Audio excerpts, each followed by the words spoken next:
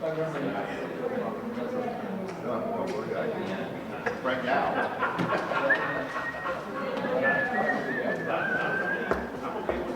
Before I switched,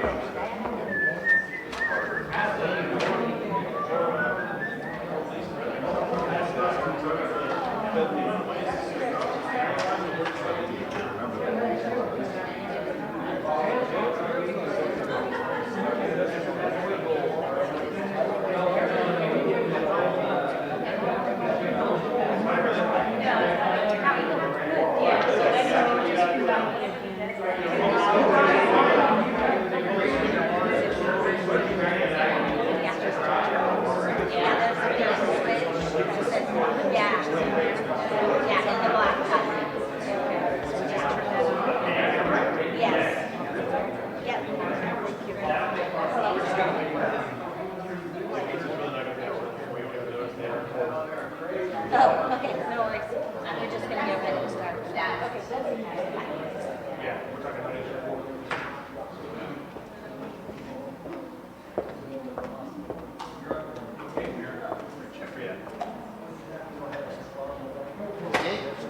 Okay. Chief is on his way. He was on a meeting at the high school. I think we're okay this time. We're okay. Yeah. We're okay to go. Okay. So yeah, turn that mic on because I need it for the recording. This one? I need you to use the PA system for the recording. So I can use this one. Okay. I think so. I mean, I'm going to assume everybody can hear me pretty well tonight. Hey, and I want to thank everybody on behalf of the Escalon City Council to come out, everybody who came out to listen to and hear how Measure S works and what it's going to be about and why we're advocating it. And I think that we're just going to dive right into it. And at this point, we're going to introduce our city manager, Tammy Alcanner. She's going to do a brief slideshow as to the nuts and bolts of Measure S. I'll go ahead and stand up here. Good evening. Whoops. Need my clicker. So thank you guys again, like Mayor Swift said, for coming to our meeting tonight about Measure S, our special police service tax that's on the March 3rd, 2020 ballot.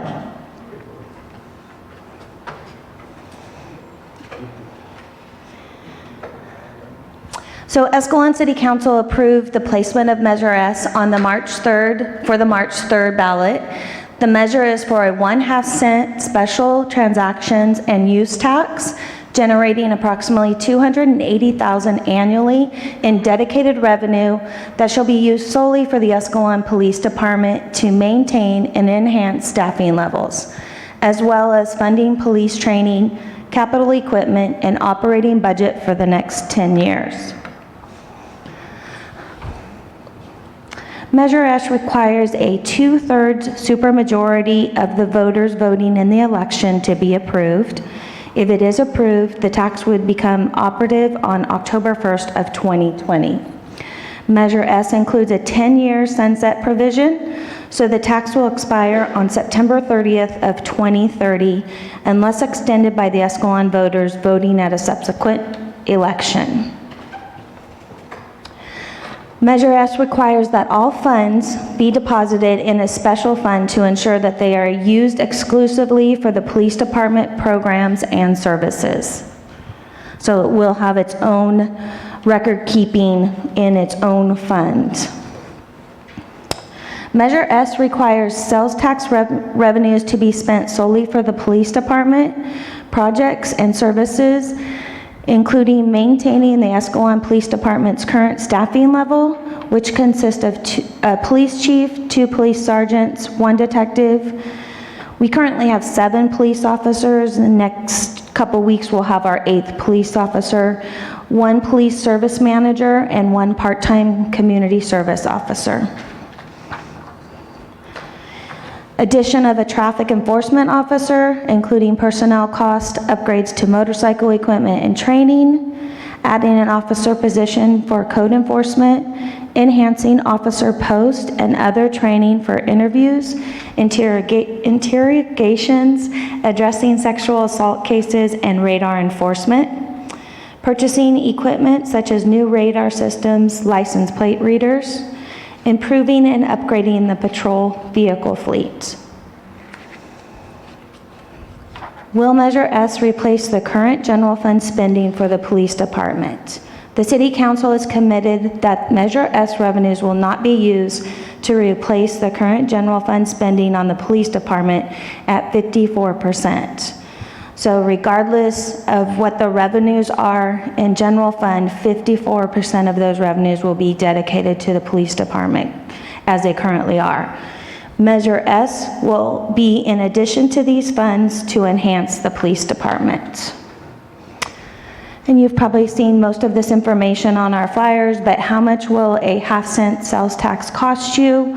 For $1 of taxable goods, that's a half a cent. For $10 of taxable goods, that's 5 cents. And for $100 of taxable goods, the cost would be 50 cents. So that's really all I have for my slides, so I'm opening it up to questions. For myself, the council, the chief is here, and we will answer any questions that you might have. If you do have a question, I can either bring the mic to you, or if you will come up and use the mic, we would appreciate it. Go ahead, Gary.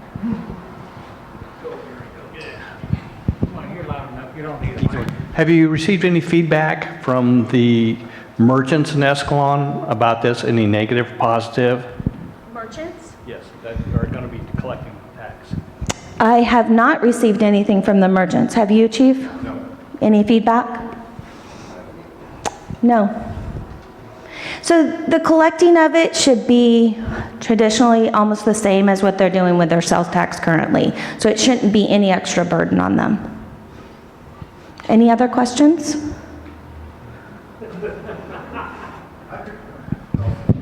Well, the reason that I want the mic is because we are recording this. Oh, you're recording it. I noticed you said on $1 purchase it will go up a half cent. Yes. That's not quite true. Do they round up or do they round down? They're going to round up. So I just wanted to clarify that. I'm all for it. Thank you, Dave. Anybody else? You have one? I have a question on the safety funding levels. This is not tied into that at all. This is a separate fund. It's not going to be under that heading at all, where it could be transferred at any point. Say, well, it's still public safety. So that's what the 54% is, the current general fund that's funding. So that is to maintain at that 54%. If the revenues come in as expected and we can add a position, then those will come out of that special fund where the tax money is going to go to. So it's not going to be commingled with the general fund. Because if that drops below 54%, you can't take money out of this fund. Correct.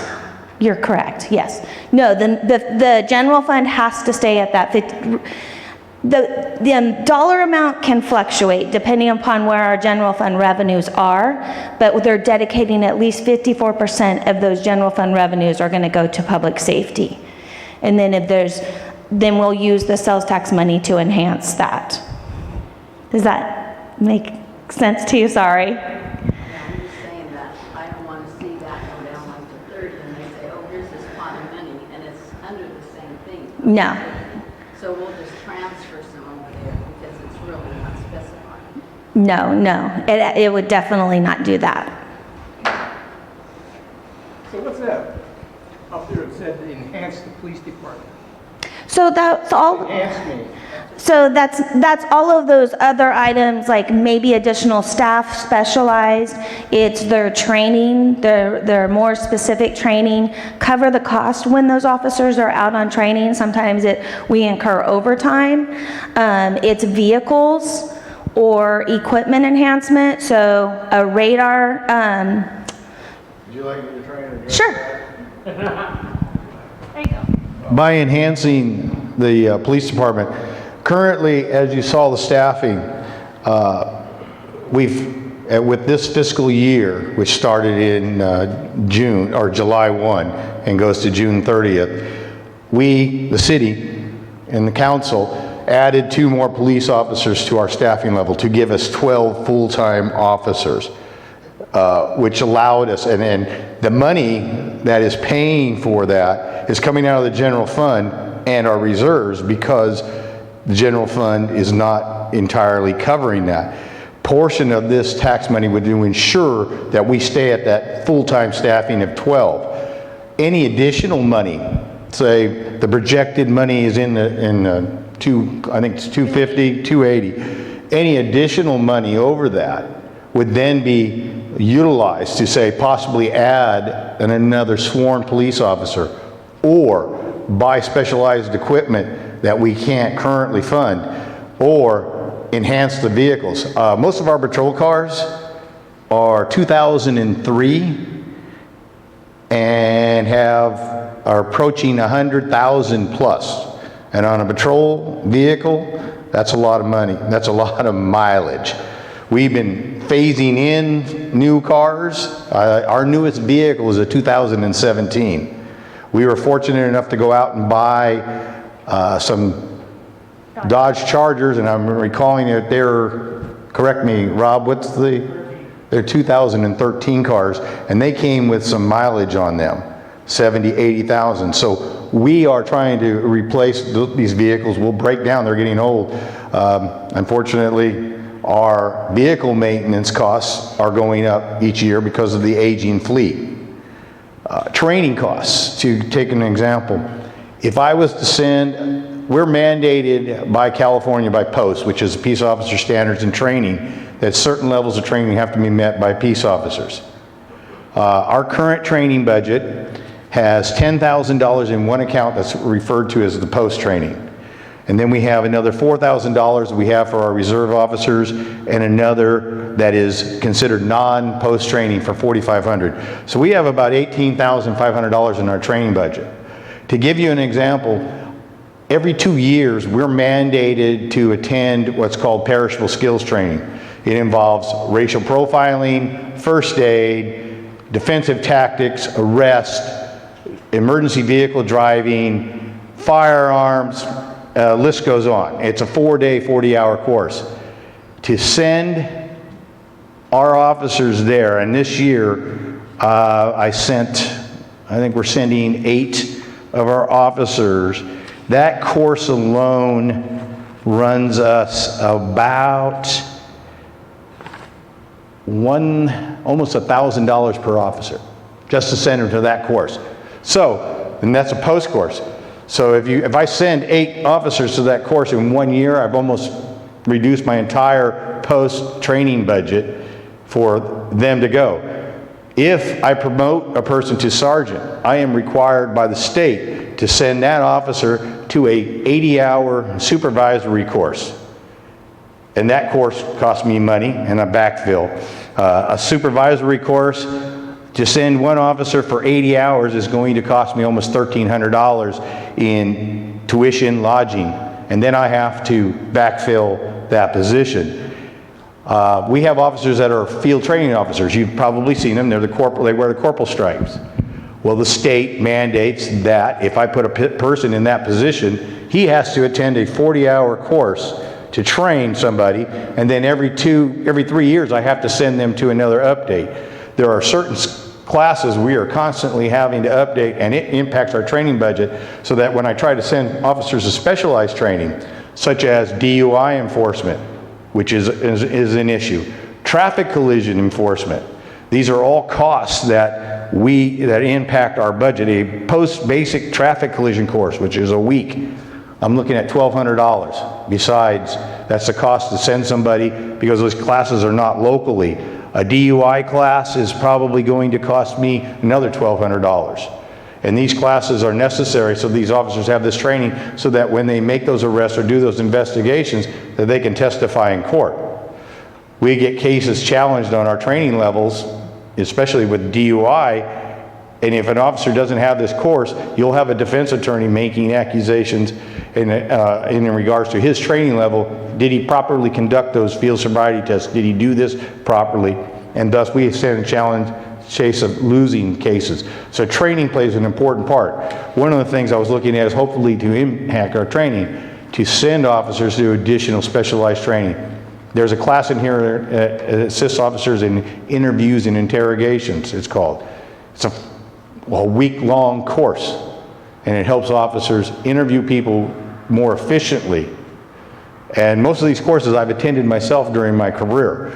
So, and I know the impact of interviews and interrogations. It's helped me in numerous investigations to be able to interview somebody properly and tell what they're doing.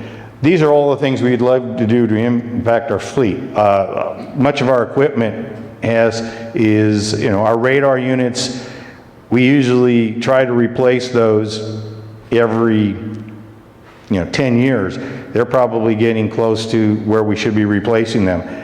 The tasers that the officers currently wear, they should be replaced probably every 4 to 6 years because of outdated, and you're talking about $750 per taser.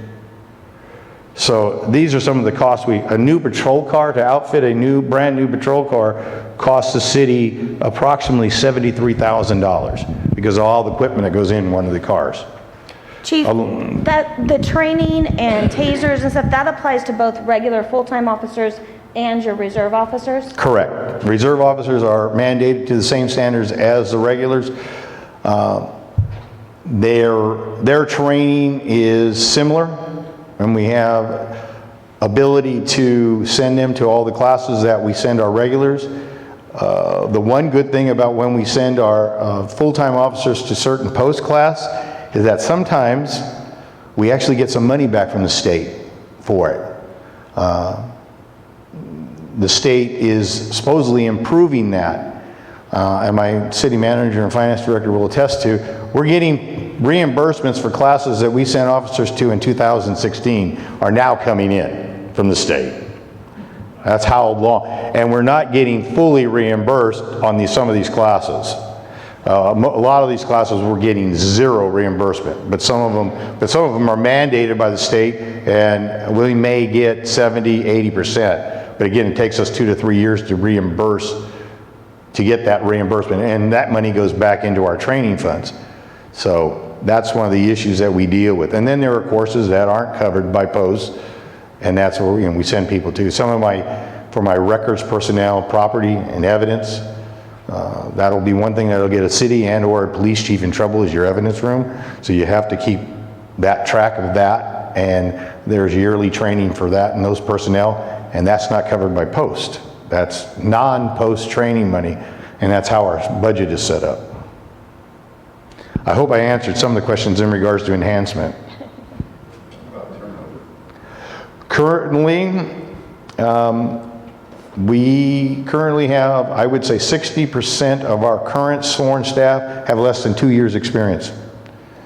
And retention is a big issue, and we're working on that, I'm hoping.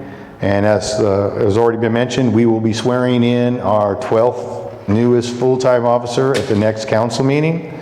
And the one thing you have to realize that once you hire a police officer, that doesn't mean everything's, because that new officer now has to go through a 440-hour training program with a training officer. So basically for anywhere from 3 to 4 months, he is not working alone or standalone. So the shift he may be covering has now got to be covered by somebody else or overtime. So until we get up to staff, fully 12 up to staff, we'll be impacting our overtime. Once we get there, it'll give our schedule some flexibility. One of the reasons that the council approved what we are doing is that it'll also provide us some more supervision. Our sergeants right now are filling in sometimes as that second officer. With the additional officers, it's going to free them from having to worry about as a second. They're going to be where they should be as a supervisor, overseeing, and as you just heard me say how young our department is, I need them there to provide some direction and assistance to these younger officers. And addressing the turnover, that's unfortunately, it's inevitable, it happens. We've been lucky. Two of them to go in. They do not go in alone. And so, so an extra officer out there would certainly help, And, it's just, I'm an extra set of eyes, but not as good as theirs. So like I say, I help out, but I don't do, and at little to no cost. Just gasoline, as I drive. You see me in my little car, my little car. But yeah, like I say, I can't encourage you enough that I hate taxes, but this is one that if I could vote 10 times, well, maybe I can, I would do it. I would, yeah.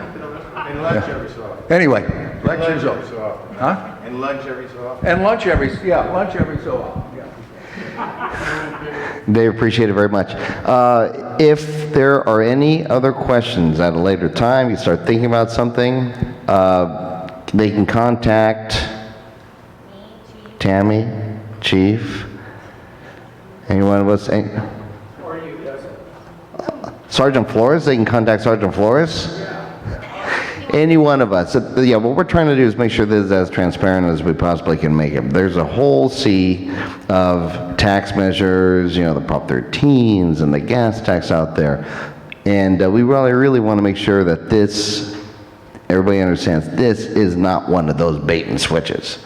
This is for us and for our community. And so that's why we're really trying to go the extra mile to say, guys, this is exactly what it says it's going to be. Nothing more, nothing less. Sergeant Flores.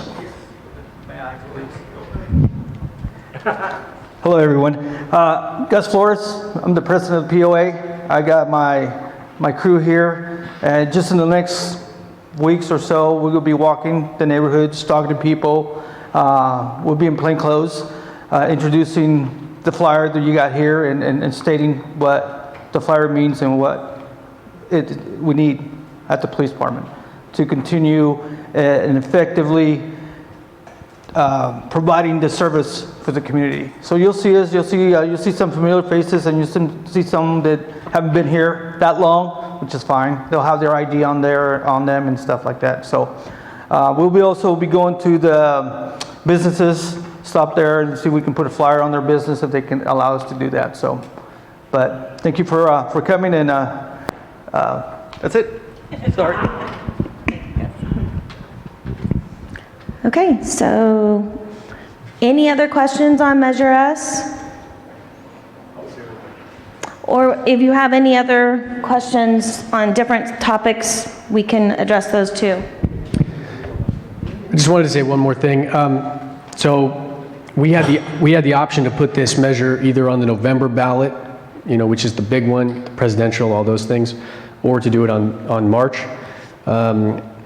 There was a little bit of a disagreement, but we did end up settling on March. The reason for that was to sort of isolate it, because in November you're going to get hit with a bunch of these different things, and when people start seeing so many bonds and sales tax measures and this and that, they kind of get overwhelmed. We really just wanted to isolate this and get it in front of people kind of by itself so that people could focus on it. So that's kind of the idea behind putting it on this particular one. Also, another thing that I think needs to be mentioned is this was actually the harder try. An easier one was to do a general sales tax, which required a simple majority, so 51%, which is often, if we were to label it, hey, this is for public safety, most people are going to say, oh yeah, it's great, It's easier to get that. And we didn't want to do that because we wanted a very specific thing. We wanted to be very transparent. We wanted to be very focused on this is exactly for, and a very specific sales tax for the police department, for public safety.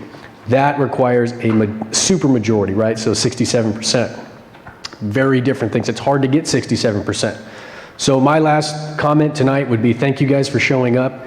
I know we hoped for a larger turnout, but I would just encourage everybody to, if you agree with this, if you like what you've heard and you want to support this, then please spread the word, share the facts, let other people know why we're doing this and why it's on the ballot, and really the good that it's going to do for this community. Thank you. Okay. Anything else from anybody? Again, I'll just echo, thank you guys for coming tonight, taking the time to come out and listen to us, and we appreciate your attendance. Our next council meeting is next Tuesday, not Monday, because Monday is a holiday, so Tuesday at 7 p.m. at City Hall, if you would like to join us. We will be swearing in our 12th officer. Thank you. Thank you very much for coming out. Thank you.